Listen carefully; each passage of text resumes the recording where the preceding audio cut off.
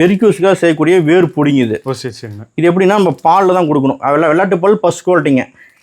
ஆட்டுப்பால் அது கிடைக்காத பட்சம் நாட்டு மாட்டு பால். அதுவும் கிடைக்கலாம் பிரச்சனை இல்லை. ஒரு தண்ணியில் ஒரு பால்லையே போட்டு ஊற வைக்கணும். ஒரு மணி ஊறினதுக்கப்புறம் வடிகட்டி அதை மட்டும் குடிக்கணும். லிக்விடை மட்டும் குடிக்கணும். அந்த பாலை மட்டும் குடிக்கணும். காலைல ஒரு 3 நாளைக்கு சாப்பிட்டானா அந்த கால் ரத்தோட பிளாக் ஆகி போகுது, உள்ள ரத்தம் அடைச்சிக்குதுயா, அந்த அடைப்பை எடுத்துட்டு ரத்தோட ஓட ஆரம்பிச்சிடும். இதுல என்ன கலந்துருக்கீங்க? இது கூட வந்து பூண்டுங்க, மிளகு, 2-3 வேருங்க.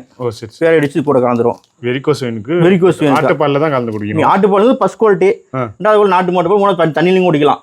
ஆனா ஃபர்ஸ்ட் குவாலிட்டி ஆட்டுப்பால் குடிச்சா உடனே வேலை செய்யும். நல்லா இருக்கும். இந்த வெரிகோஸுக்கு நம்மகிட்ட எல்லா வகையான மருந்து கிடைக்கும். வீக்கம், வலி, புண்ணு, கால் மதப்பு, கால் எரிச்சல், காலில் கருப்படிக்கும், அது காலில் புண் நீர் வடியும். சில பேர்த்துக்கு வந்து அந்த கால் வலி நைட்டு தூங்க முடியும், வெட்டு இழுத்து வலிச்சுட்டே இருக்கும். இந்த மாதிரியான பிரச்சனை அனைத்து பிரச்சனைக்கும் நம்ம தீர்க்கும். அது எப்படி வெரிகோஸ் எதனால வருது? அது ரத்த சீர்கேடுங்க. நம்ம நிற்கிறனாலையோ நம்ம உட்காந்துருக்கணும், அதிகமாக ஒபிசிட்டினாலோ அதிகமாக உப்பு அதிகமாக சாப்பிட்டாலும் அந்த பிரச்சனை வருங்க. ரத்த திக்னஸ் அதிகமாகி ரத்தம் வந்து கீழே ரத்தம் மேலே சொல்லிட்டு மேலே வராமனால வர பிரச்சனை. அந்த நரம்பு வந்து தடிச்சுக்கும். அதெல்லாம் வரக்கூடிய பிரச்சனை. ரத்தத்தை சுத்தப்படுத்தினாவே அது ஆட்டோமேட்டிக் இதாகிடும். அதுதான் நம்ம